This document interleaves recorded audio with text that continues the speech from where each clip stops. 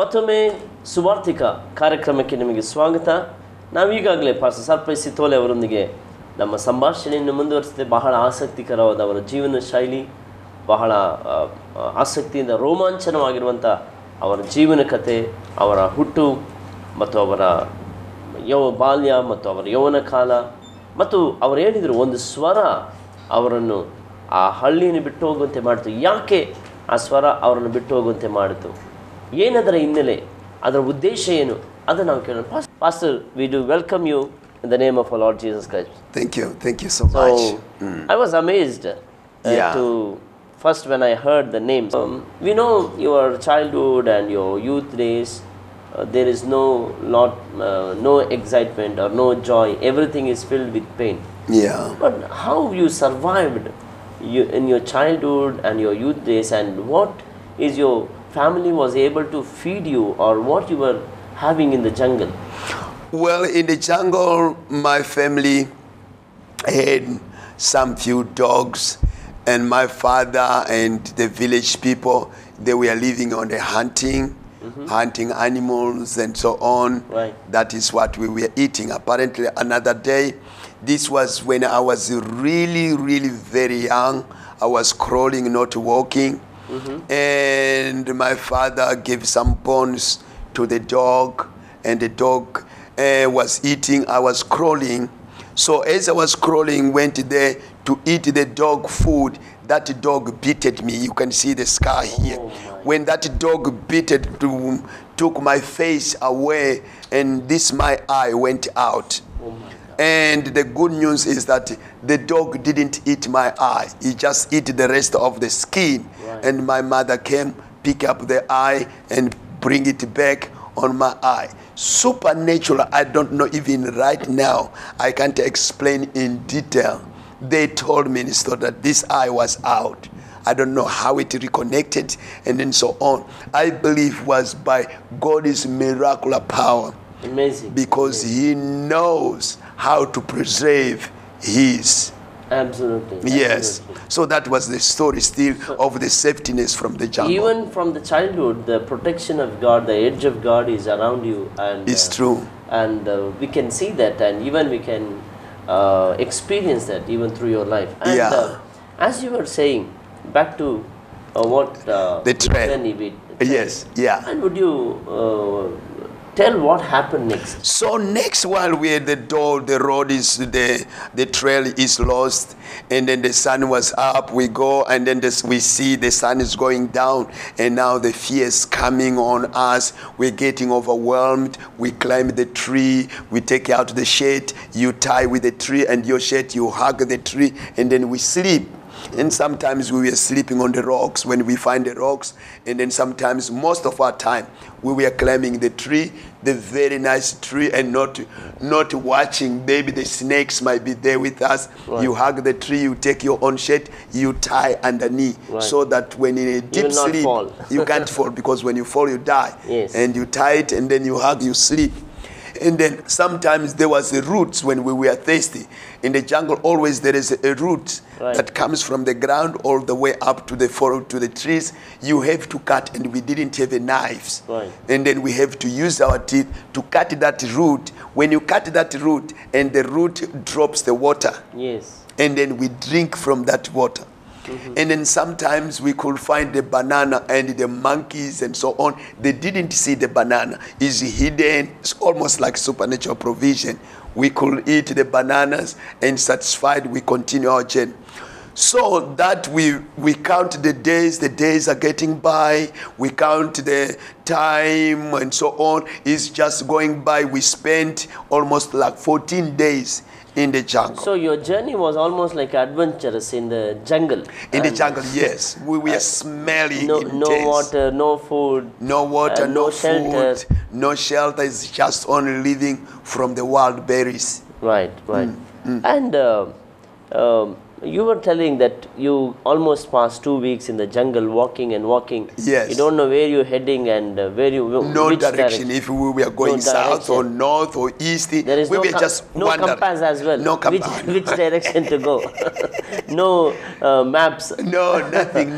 So, as you were walking, or as your friend is there any conversation took between you and your friends, and is any interesting things that happen in between you, or any argument, or were you able to convince your friend? It came to a time that my friend had began now blaming me. Okay. Yeah, sort of like in conversation, he was tired, and then he was saying, so when he first dies, I will be in trouble, or when I first dies, he will be in trouble. We were just talking like those things. And then we have to look after each other very intensely, so that one could not die and leave one. Right. So sort of like those things. Okay. So did in your journey of that 14 days or 2 weeks or Yeah. did your friend ask anything which maybe questioned him, or any doubtful, or did he just believed you, or just he trusted your words, or was he having any expectation kind of thing that he was looking for, or he just simply followed you? He actually simple followed me. Okay. And actually, because in their family they were practicing like something like that. Okay. In their family, but I didn't have any background Right. of anything. Right. What the background I had is the spirits. Right. Yeah. Right. So your friend was absolutely no doubts or whatsoever. He was just following you. But in his mind, I just is out of curiosity I'm asking. Yes. Did he had any expectation that he may be getting something, or I think in his mind he thought it was just only a journey of going out. Tomorrow we coming back. fun, like a fun? So you don't know the plan of God. You don't know what is happening, what is going to happen next. Yes. So once you lost the way, all the It was good that we lost the trail. If we didn't lose the trail, he could have come back. right. And Yeah. what happened, Pastor, after 2 weeks of your? And then what journey? happened is that this is another mysterious. Right. They're in another province, Right. a place called Villanova. It means a new town. There was a man by the name Lucas. Okay. He was a Christian. Okay. He had a dream. Right. On his dream say, you go to this tree, acacia tree, and two boys will come at your way. Wow. You have to take them into your house. Right. That was on his dream. Okay. Great. On the following day, the men went exactly on that oldest acacia tree of that village. Right. As he was arriving there, we were arriving also the same time. Amazing. What a coincidence. The man, without asking us any question, he just say, let's go to my house. Wow. The man took us into his house. Okay. And then without a question, they rush with the water to bath our body. They rush with the food to Right. eat. And then it was already around 4 something. By 8 evening-ish, we stay, we talk something. He's not asking us questions. Okay. We're talking something else. And he just treat like he's known us many years. Okay. And then we slept. The following day, it was early in the morning, his wife cooked the sweet potato. He was sitting at the chair. We sit on the reed mat. Okay. And he was say, come here. We went there. And he asking us, guys, where are you from? Okay. And where are you going? Right. Great. We started telling the men the village where we're coming from. We're coming from Sabi village, and then so on. And he said, where are you going? We say, actually, we don't know where we are going. Do you know, after you meeting Lucas, right? Yes. Do you know, or were you able to figure out how long you walked in that 14 days? When we today, that time we couldn't figure it out much.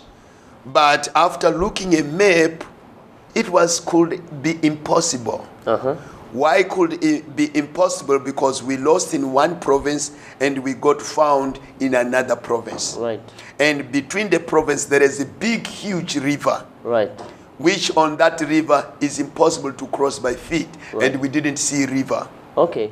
And I think was the mysterious from God. If we could walk that way, it needs to walk through Zambia or through Congo to come instead of not walking on the water. Right. But I don't remember no river, nothing. And I looked, what had it happened? Actually, there was a supernatural transportation so that we can meet this man. Amazing. And that this man will lead us to a place where God was calling us to. Amazing. So what was the distance from your provenance, from your village to the provenance which you went to the There, person? I didn't do the calculation, but Okay. one thing that is impossible is the river. Okay, river is impossible to cross. Yeah, it's But impossible. even in the modern days, what is the maybe a rough calculation about your provenance? to In the- modern days, I never made that calculation anyway. Okay, okay, Yes, from quite that interesting. village and so on. Okay. And even making that calculation, we could make a calculation through the river that distance. Yes, which we didn't we see. cannot. We cannot. Yeah, Yes. yeah, and things like that. Right. Yeah. And as it was quite interesting since you heard the voice Yes, and that voice gave you the direction yes. and you started following the A trail. and Yes. your friend accompanied you Yes. and now you landed in other province Yes. and you were treated like as though they know you. They know us. Now yeah. next, what was going through in your mind? What was going through in your mind in the sense like, what was your next goal or what is you were expecting or what you wanted to do or what happened? Actually, at that time, we got an expectation of saying, oh, thank you, or what, thanking the Spirit, or thanking what, that at least we find the people. Right, Yeah, and then we are not going to die anymore. right, We find the people, we can work for them, they will give us a food, and at least we are still alive. right. That was the hope that we had. So you had a hope that somehow I found someone, now I can work or I Yeah, can take... the life is now in a good surface. Okay, now Pastor, tell me, from that point, how your life took a shape or took a turn and what happened? Great is still in that mystery is in that morning. Something has to begin changing now. And then Mr. Lucas started explain to us about the creation. Okay. It is pity indeed to find out to someone that has went to school and he studied about the creation and so on and not believing in God. That is pity and shame. God exists. Right. I didn't know. And then as Mr. Luca was explaining, and sadly I fell in trance. At my mother's home, they were training us to be in trance so that the spirit can speak, the beat and so on. I never felt in trance. Okay. But when Mr. Lucas was explaining Right. about God, about the creation, about Jesus, all things, suddenly my eyes was just like choo-choo. So I was in another world. So you were aware of spirit trance even before meeting Mr. Lucas. Yes, because at home they were saying that you Right. have to be, and then you will be in trance, you will see things and so on, and somewhere into the spiritual realm. So your family, I just wanted to ask, is your family was training you or giving instruction or anything, rituals that...